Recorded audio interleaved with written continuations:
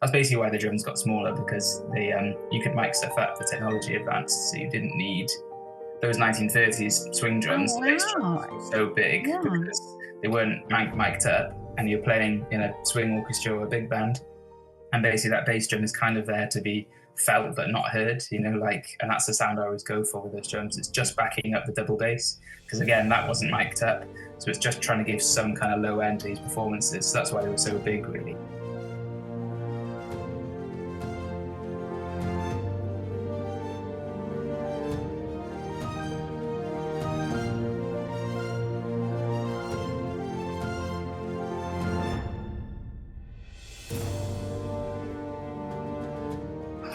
Lovely to meet you here on Zoom, Jack. Yeah, thanks for asking. Great pleasure. I love your music. I love the fact that you sort of revive the 1920s, and I read also you say your music is pre 1960. Yeah, that's what I tried to do. I mean, it's kind of genres I'm into, anything from the 20s to kind of like pre-Beatles, I guess I say, because some of the rock and roll I like was recorded in some of the early 60s, but kind of when the Beatles kind of came along and changed pop music, that's when I kind of stopped. Mm. But I love that time period as well, even in design, even in, the music, and it was almost a sort of a glamour period in music and art. Yeah, I think so. So what was it about that era that inspired you, or that you love so much? I don't really know, really. I was always into Gene Krupa. Do you know Gene Krupa, the drummer? Oh, yeah, yeah. Like Benny Goodman. I think I started playing drums when I was 10, and I probably heard, I mean, it's like a bit of a cliche, but that Sing Sing Sing, which is like the big tom tom solo, and he was like the first drummer to do that kind of rhythm in that way on a record, and live. The live recordings are really long from that 38 Carnegie Hall concert. And I heard that and I was like, oh, that sounds really cool. And I kind of, when I found some footage of it, I was like, I like the way it looked as well. And then, and I did play pop and rock and things like that when I was younger as well. But like, that's what, as I studied music and got more into it, I realized that's what I was like mostly interested in. And you're saying about the fashions and the styles, for me, that kind of like, it all ties it together. It feels different to play. I only play old drums. My most modern kit is from the 1970s, and I've got one from the 1920s. So I got some period clothes, or I've got reproductions of old clothes. If you're wearing high-waisted trousers and dress shoes and braces and stuff, like playing old drums, it's like I feel like I'm the closest to like what my heroes were doing, trying to emulate them. With the same. They're not uncomfortable at all, but it feels different when you're wearing these older clothes and playing these old drums. Mm. And as a child, when you started playing the drums, I mean, what was it about the drums that inspired you to play them? I don't really know, because I started out on trumpet when I was 7, and I remember that one because in I like a see. school assembly, like there was another guy playing trumpet, and I was like, oh, that sounds cool. And then I don't really remember why drums appeared, because none of my family's musical, and none of my friends really either were not seriously musical. But I just wanted to have a go at it, and then when I did, I found I took to it much quicker than I did trumpet. It was like it felt more natural to me, Oh, And then I okay. was lucky to have a really good teacher, basically, who I'm still in contact with now, So he helped me a lot. And the drums, you say that you try to also use vintage drums. Is it easy to find? I mean, I collect them, so not. I see. I don't know. They're easy. I collect a brand called Ludwig, which were started in the 1800s, but they were famous. Again, the Beatles kind of made them really famous because it's what Ringo used, was that brand. But they were Buddy Rich used them before that, and all sorts of famous drummers, and Papa Joe Jones. So they're available. They're just expensive. They've gone up in Okay. value. So Mhm. I haven't bought any in a while because I've got a wife and a house and a child, and I'm trying to build an extension in a I studio. know. So other things are using my money, but yeah. So I like it's what I was lucky. I bought my first one when I was 17, so I'm 32 now. So so been collecting for a while. I've got several about eight different kits, and then various snares and Wow. things. And do you need to restore them, or are they still in a good condition when you get them? Yeah, I generally buy.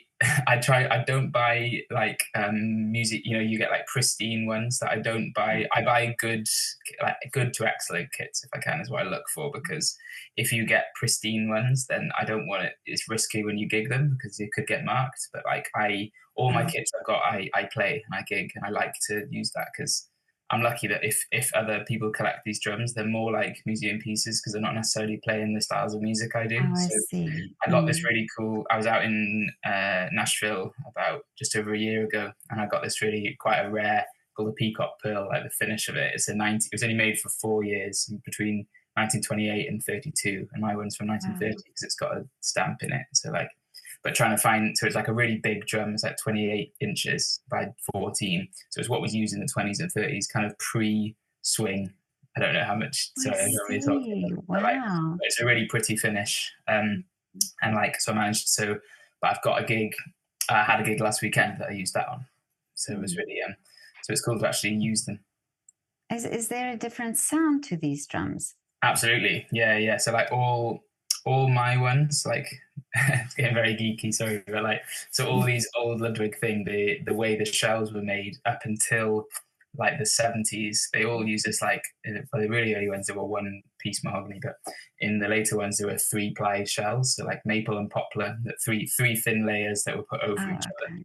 and that was just like the signature sound they came up with, and that's what all those swing records that were recorded on Ludwig's, or specifically all the Beatles stuff, were recorded on these drums, and loads of other records, but they're the famous ones that people know. So yeah, it's like that's the wood sound that is quite specific to Ludwig, and most famous studios or drummers have one Ludwig in their collection because it's like the Mhm. sound, even if you're using it for pop stuff. But it was like, really famous. And then all my other drums, the different sizes, I've got that 28 is the biggest I got, but then I've got a 22 is a standard size that's become, well, I guess now it's probably a little bit smaller, but from the 60s again, all the and the 50s, all of them kind of like 22 is standard sizes. But I've got, so comparing a 22-inch bass drum to a 28, it's just 22 is a little bit more controlled, and you can play, like, you wouldn't necessarily play a rock and roll thing where you're hitting Oh, I the, see. the bass drum a bit harder, and a lot of it when it's mic'd up, you don't need that's basically why the drums got smaller, because they you could mic stuff up, the technology advanced, so you didn't need those 1930s swing Oh, drums. The bass drums wow. were so big Yeah. because they weren't mic'd up, and you're playing in a swing orchestra or a big band, and basically that bass drum is kind of there to be felt but not heard, and that's the sound I always go for with those drums. It's just backing up the double bass, because again, that wasn't mic'd up, so it's just trying to give some kind of low end to these performances. So that's why they were so big, really. And then as everything got mic'd up, the drums got smaller, so you could mic them in and carry them around easier to put less Wow. bass on stage. I just wanted to ask you, do you play differently than new drums? And now you're saying it all makes sense that those days, they didn't put the mics there to enhance the sound. So from playing uh, smaller drums then to playing those drums, is there a different technique? Kind of. I wouldn't say it's necessarily the size of the drums, it's more the genre of music you're playing. Oh, I Like see. if Okay. you're playing Mhm. pre-swing, so swing's kind of the 30s, to generalize it, like, is when the hi-hat became the predominant like timekeeper for drums. Papa Joe Jones, like, who was with Count Basie, he's kind of credited as like Mr. Hi-hat, first guy to change Oh, I the see. timekeeping for what people now think as like a swing rhythm. That's like the hi-hat part. And then it went to ride later in the bebop stuff in the 40s. But and so in the 20s, before the hi-hat was like the main timekeeper, it was all on the snare drum. So that Gene Cooper is playing press rolls on the snare. So it's just a different. And there's a thing called feathering with the bass drum, which is where you just hit it quite lightly and like kind of four beats to the bar, basically, like the bass was playing. So like a walk-in line, or would have been in two if you're in sousaphone in the 20s, but up until the swing, then you're in four. So you're just hitting it very, very lightly, just so it's creating that felt but not heard, Oh, yeah. and bouncing the beater off of the head. But then when you get into the more rock and roll stuff, you can hit it a bit harder. You don't have to keep forward to the floor. I tend to still do that. It's just a different, just like a different way of playing the drums, Oh, But as okay. long as it's not getting in the way of the music and in the way of the bass, then people tend to like it. But I see you sing as well. Yeah, a little bit. And you've got a beautiful voice. Oh, thanks. So And, I'm from Wales, so like there's just like we do a lot of. okay.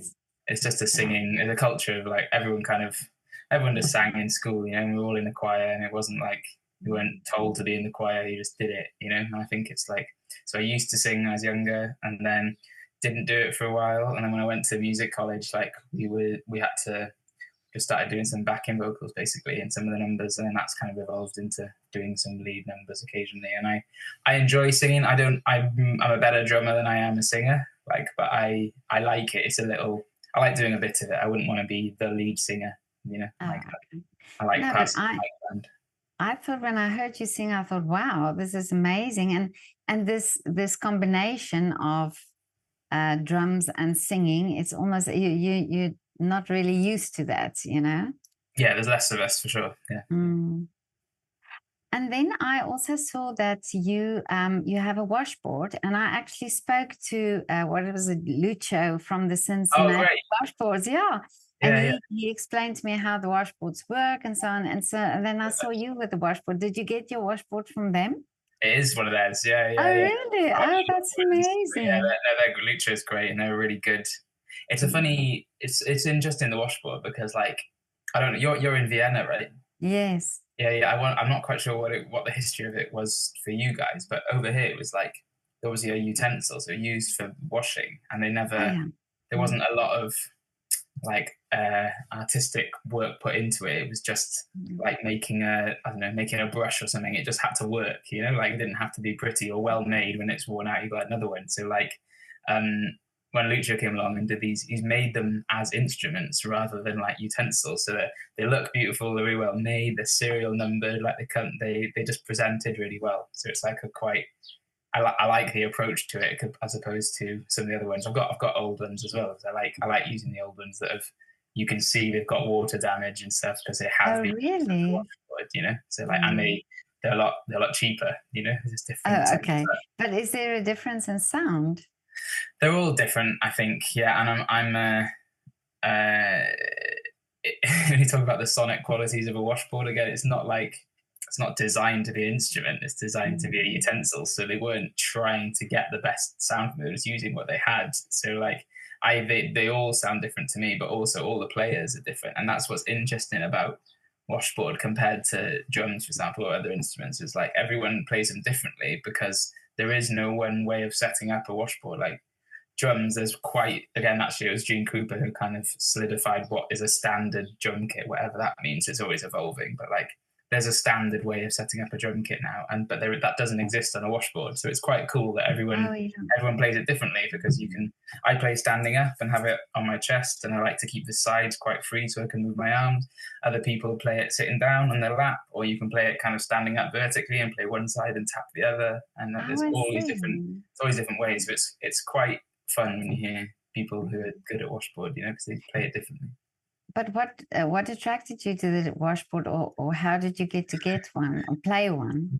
That was again. So I also got a band called the Washboard Resonators. It's just a resonator guitar and a washboard, and that's kind of, we do original music, kind of swing. I guess the kind of stuff I'm into, but like it's a bit more vaudeville in style. So we do some comedy stuff, and we does a lot of instrument changes, and I do a bit of tap dancing, and we've got some comedy numbers, and like I've got a snare drum as well, and Martin, the other guy, has a couple of resonators, which are a type of guitar that were popular in the kind of 20s and 30s, I think, like before electric guitars came in, basically. So I started working with him when I was maybe like 2018, I think. No, not 2018, way before that, 2015. And just doing kind of swing stuff or like blues stuff in a trio. And then he said, "Oh, have you ever played washboard? We might do a number on washboard." I'd never heard of it, never done anything. And then so it was his idea, but then I'm quite suited to it because when I was talking about pre-swing drumming, like where it's all based on the snare drum, not on the hi-hat, that's basically the patterns I apply to the washboards, because I can play that kind of pre-swing snare drum. Oh, It's yeah. just what I do on the, which makes me sound a bit different to other washboard players because they haven't studied that kind of drumming. Not unusual to be loved by anyone. Not unusual to have fun with anyone. But when I see you hanging around with anyone, not unusual to see me cry. I wanna die. Not unusual to go out at any time. But when I see you out and about, it's such a crime. If you should ever wanna be loved by anyone, not unusual, it happens. So did you take easy to it? I mean, was it something that came quite easy when you started playing? Yeah, it's just, I mean, because you just play it. I knew how to do it on snare drum, so if you take the same pattern on snare drum, Okay. similar to, there is a few different things, but I've just done it. I've done it for a number of years now, and when we started that duo, we did a lot of just pub gigs and all sorts of things that were like quite weird. Now I think back to it, because I don't know who would have been interested in hearing our obscure kind of 20s and 30s songs in a pub where they're trying to have a drink. But it was good.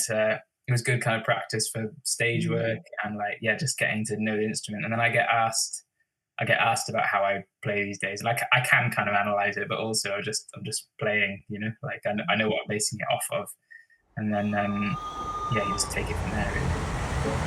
Well, the Rock Island Line is a mighty good road. The Rock Island Line is the road to ride. Yeah, the Rock Island Line is a mighty good road. And if you want to ride it, gotta ride it like you find it. Get your ticket at the station on the Rock Island Line.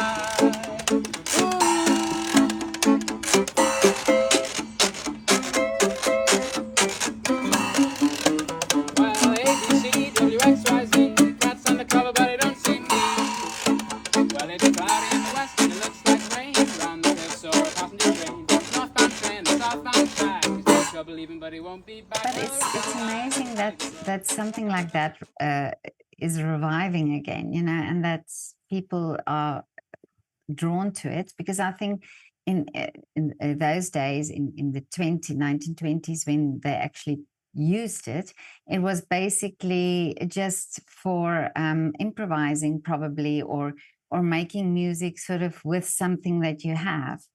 So exactly. it was not, like concert instruments. Well, there was exactly, so like in America, it was actually kind of the 10s and 20s as well. It was like, there was have you heard of jug band music, which is like, or coffee pot bands, which was like the same thing. So they were trying to emulate these jazz bands. Louis Armstrong was huge then, right? So they're trying to emulate these kind of players. And there were kind of, in America, brass instruments left over from the Civil War, so you could get some of them. But if you couldn't, then or what you couldn't get, you just make using things in the house. So people had a washboard, which you could keep some time on as drums. You had tea chests, or where the tea came over from India, or you had like a wash tub, which, have you seen those bases? It's just like a pole and a string attached to a tub, so you could, and you move the pole around. Yeah. And then using I think jugs. I saw somewhere something like that. Yeah, that they used. It's all kind of the same tradition that these, and jug bands are still really they're cool. The ones that do it really well, and you can blow across like a big jug to make a bass sound again. It was a fad. It was a short fad, but you can look up what are they called? Memphis, not Memphis Mini. It might be Memphis City Jug Band. I might remember that wrong. It's something like that. But the Memphis something jug, they're like a very big famous band that do it, and they're really good. Once you've heard a couple, you get the idea. Amazing. Like, they're really cool. And then that came back in Britain in the 50s and late 50s with a guy called Lonnie Donegan, it kind of got rebranded as skiffle, but he came out of a trad band. I'm blanking on his name as well, but a really famous trombone player, trad revivalist band. He was a banjo player in that, and then he used to do a feature just like in PMJ, where I come forward and do my feature. It was the same idea, but he was a banjo player, and then he kind of copied these jug band styles in American songs, but made it more British and faster generally, and that kicked off the whole skiffle craze, which again, like, well, people like the Beatles, the Quarrymen, when they were doing that, they were copying Lonnie Donegan. So it's all amazing. Same kind of thing, but every 30-year difference, But with this specific genre that you're playing, and you play with other musicians as well. Is it easy to find people that really can do that and really interested in doing this genre? I don't know. It's a small group of us who really like it. So like once you find them, you can make it work. But it's trying to get everyone available to do it and get enough money for it, of course, because like it's you know, money's down at the moment for everyone. So it's a smaller group of us. So I don't know if it's easy, but I know enough people that you can kind of put something together if you need to or get asked to do stuff. You know?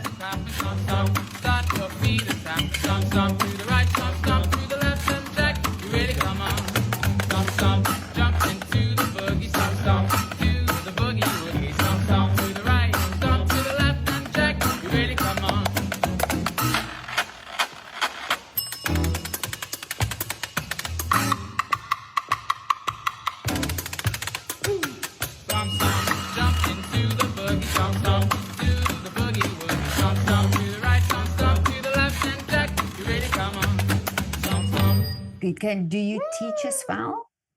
No, I used to years ago, but just with touring, it's hard to set up. I do if people want specific lessons, so I get after some washboard lessons group as well. But so I can do that. Or if people want to, I've done a few lessons or kind of workshops on talking about this is how you play 1920s drums, this is how you play 30s, and if you go to I really like jump jive stuff like Louis Prima and Louis Jordan, and that's a very specific drum groove that's used on a lot of those tracks. And I enjoy that's not many people play that groove, and I really enjoy doing that. So I do lessons for kind of people who can already play and want to just know about these idiosyncrasies of the styles, you know. But are you a good businessman? I mean, because you talk about touring and you have to organize your concerts and so on. So are you good at that side of things? I don't know if I say I'm a good businessman in terms I'm organized, and I organize. Oh, okay. I do a lot of touring, and I book tours for people. Well, myself really, and bring people over. I don't know. It depends if we make money. I don't think we don't make a fortune. So I don't know if in terms of financial businessmen, but yeah, I like organising stuff. And I've got a few. I've just did one in March, and I've got another one coming up in September now with Tony, who's the PMJ piano player. So I like to bring. I've been lucky enough now that I kind of know some great musicians from all over the world, really, but specifically America, and I like bringing them to the UK, and I try and book stuff in Wales as well, because it's just where I live and where I love it. Do stuff in the rest of the UK as well, and you just have to build up trust with venues that anything that's connected with me should be good if you like the style of music that I do, you know, so I can organize those tours, and then it's just logistics of places to stay and how much money you can guarantee the musicians who are coming all the way over, and that's the tricky part, because I want to pay them as well as I can, you know, and they're great musicians, but they want to. I really like taking people to smaller places so that you wouldn't, you know, everyone, when you do the bigger tours, you just hit the capital cities, you know, so it's really nice to go to smaller places, and the musicians tend to like it because it's completely different to where they're from, and the public tend to like it because you wouldn't expect to see people like this in their areas. So that's what I'm going to be doing, some more of that in the future. I think just trying to book a few more, because I enjoy it. It's a lot of admin, but I enjoy working with people, and I like that I can put it together, you know, it's a funny thing with the music business. A lot of musicians forget the business side of it, you know. Exactly, that's the thing, yeah. And usually they wish that would go away, and that they can just do what they do. Yeah, I mean, if someone offers to do it all for you, then I'd take it as well. But it's just there aren't enough people doing it, really. And if I want to, I mean, we'll see. I've got a lot of. I'm trying to build a studio at home, and it's basically every time I'm touring to pay for house building and a studio building at home. But once that's done, I would like to put some money into doing more of that, because I'm lucky with the musicians I've got access to, and the places I can go that really enjoy it. I think it's a really nice way of spending your time and hopefully making some money, and I want to grow that in the future, really. I'm just thinking of Niall Kinsella. He's in Ireland, and I just think he's also in this type of music. He's a conductor, and I'm going to write to him and tell him about you because please connect me. Yeah. I've got a tour in I'm doing like 2 weeks in Ireland in November actually with oh really? there's Ashley Campbell, who's kind of like country pop stuff. She's really good and looking forward to that, and they've got quite a good following in Ireland. So if you connect me and I'll try. Yes, I'm definitely going to do that. But tell me, Jack, what are the wishes for you for the future? Wishes for the future. What is the dream? What is the dream? My dream. I've been lucky enough. I'm kind of doing my dream. It's tricky. The only thing that's affecting now at the moment is just the climate of people. I don't know what it's like for you, but in the UK, there's just not enough money going around for all the bills are high, and everyone's like, wages are lower, bills are higher, and it's affecting our just getting people out to gigs, not just for the bands but for the venues as well. So, that's the only. It's if a few years ago it was much easier. You could tour for cheaper and hopefully make a bit more money. Now everything, there's so many complicated things, but so it'd be good if that was easier. But that's everyone, I guess. Yeah. Otherwise, I'm really lucky. I'm happy. I'm playing with some great people. I've got a really nice gig tonight in Manchester with Casey Abrams, who you might know from PMJ as well. He's bass player, singer, really good. He's so I've got 2 with him. I'm doing Manchester tonight, and then I'm in Jazz Cafe in London next week with him. So I mean, I'm playing with some really nice people. Doing a few more gigs as everyone could, but they're nice people to play with. And I want to keep doing the tours I'm doing. If anyone else wants to do some tours, a few people I'd like to work with, and I just want to grow my own kind of rural touring in the UK to get some more people over. Really, I hopefully have another one. I've got another one planned in March, but I've just got to balance the books, Yeah, and but it's such a great. I love the era of music that you're playing. I love how you do it, and like you say, you dress the part, everything. I actually spoke to a costume designer the other day, and she was saying how actors, the moment you put them in the costume, they sort of get into their role. And when you were saying also that you dress the part, the whole style is there. And I can just imagine that you then get into the music so much better. I think there's a little bit of that. I try not to. I've talked about that with some other band members and stuff. I try not to. I'm not in character, to use those kind of actor terms when I'm playing. I'm just being me. But I think it's easier for me, at least. I like putting on the old. I'm not wearing. I don't wear vintage clothes all the time. I like when I like to be a little bit old-fashioned with my styles, but I don't like to draw attention to all the time and wearing everything. And it can be quite difficult to wear clothes without being cartoony. You have to have a little bit of an individual take on how to wear it. But I like when you go on stage, it's a costume, for want of a better word. I don't know, maybe it's a slight barrier, but a nice protection between you and the audience a little bit, because you're in your feel. I don't like using the word character, but you're in your stage. No, but I do, I understand. And then you can take it off, and you finished work for the night. I really enjoy what I wear, and I love how it feels. And I get positive feedback from the way it looks and things. And then, so I enjoy it, but try not to be in a character when I'm doing it, if that makes sense. No, but I do. I understand what you mean. And it's also, I think, visually, when I look at your videos, for example, it almost transports you. It takes you into that era. It's not just the sound, but it's also visually.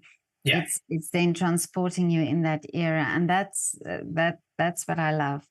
Yeah, I think I learned that quite early on, because people buy with their eyes as well, don't they? Exactly. I like as best I can. You try and I like to do it. If you put some of my pictures in black and white or a Technicolor, everything would look old, if you know what I mean. You wouldn't have even the hard, with PMJ, I have to use modern hardware for the drums, because the vintage stuff just wouldn't stand up to that amount of gigs. But otherwise, if I do, tonight, nothing is newer than 1958, I think. So everything I'll be playing tonight. So like it's cool that everything looks old fashioned on stage, you know. Yeah, no, I love that. Just, I forgot to ask you something about I saw you play on a little matchbox on one of your videos. Yeah. What's the idea behind that? That's a transcription that's a Gene Krupa piece, actually. I think it's a 1940s film. I think it's called Balls of Fire or Ball of Fire. Might be confusing that with Great Balls of Fire. But yeah, it's a really cool Gene Krupa little short in a movie that was my wife singing on that.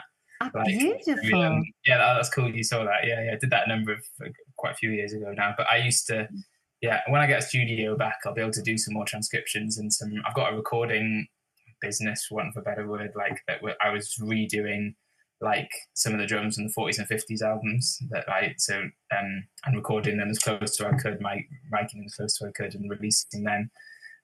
So I'll get back to all that, but I enjoy doing I transcribed some of my favorite or interesting kind of tunes, and that was one of the Matchbox ones. That was a funny coordination to try and work it out, but it's a cool little piece, isn't it?